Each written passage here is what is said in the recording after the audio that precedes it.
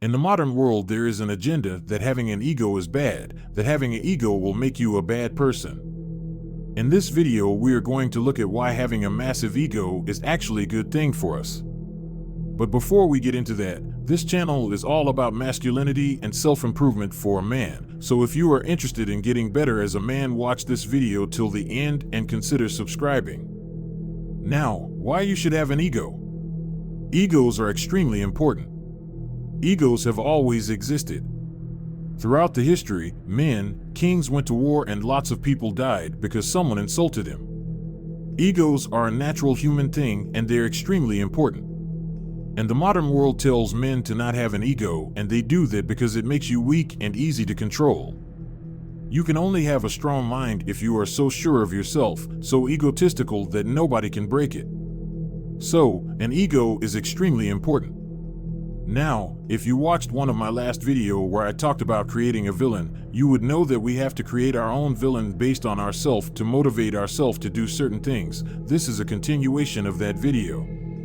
If you didn't watch that video, go ahead and watch that video first and continue this. So, for the first lesson, we built your enemy and we built this perfect person you're going to be battling against. And there's a very specific reason we did it based on a version of you. One, because it shows who you could be. But the other reason is because if your ego is based around beating this person, you get to go through life and be a nice guy to everyone else. People say don't have an ego. Because if you think that you have an ego, you're going to be egotistical to the people you meet. No, you have to be a nice guy to everyone. Because they're not your enemy. You are not combating against them. You should say, please, and thank you. You should be a nice person, but you should have a massive ego. But your ego should only comes into play when you are fighting against your enemy. Listen, did you go to the gym yesterday? Maybe you did. So, imagine this villain went to the gym. He would have benched his personal record. And this should inspire your ego. This person you're battling against is beating you, and this person is who you could be.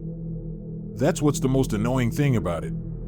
This person's outlifting you in the gym, they're making more money, they've got more girls, they're rolling around a nicer car. This could be you, but it's not you.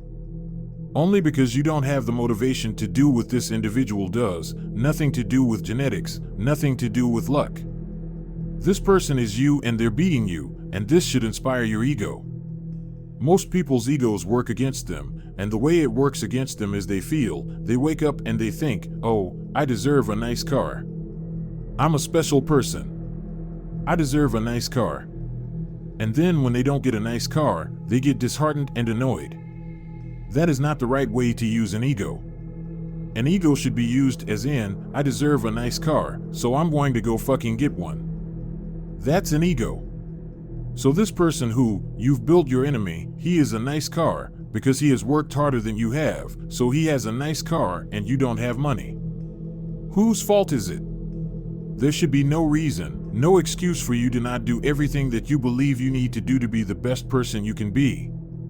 If you've properly created this enemy, you've looked at this list, 25 to 30 points long and everything this guy does, and you should look at that list and think, fuck, this is who I'm competing against.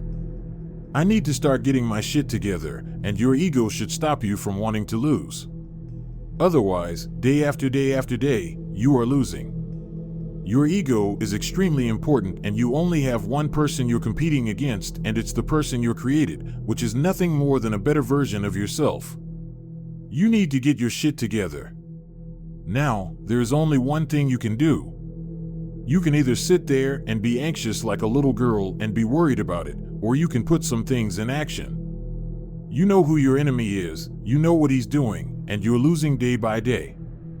Now, if you go to the gym and you beat your personal best, the days you beat your personal best are the days you've beaten your villain. That's the only day you're allowed to claim a victory. If you beat your personal best, you can claim a victory. But if you're not beating your personal best, he's beating you. And that should inspire you to try and smash through your own records day after day after day. The most money you've ever made in a month, the most weight you've ever lifted, the most girls you've ever spoke to. It doesn't matter what goals you've set. A lot of people go through life with a very average attitude to life, and they wait for their one big break. If you're hoping for a big break, you may as well just keep buying the lottery tickets. You have to build your big break, and you're going to do that with 1,000 tiny victories.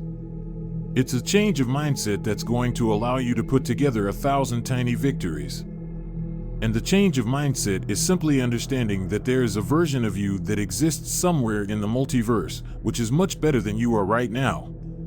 They have the same start, the same genetic composition, but they are destroying you in every measurable metric, purely because they don't get lazy, don't get tired, don't watch TV, don't waste their time. If you have strong mind, you will become that person. So, go and create you villain and develop an ego and start to work on yourself. You will definitely become who you want to become. Take charge and make it happen now.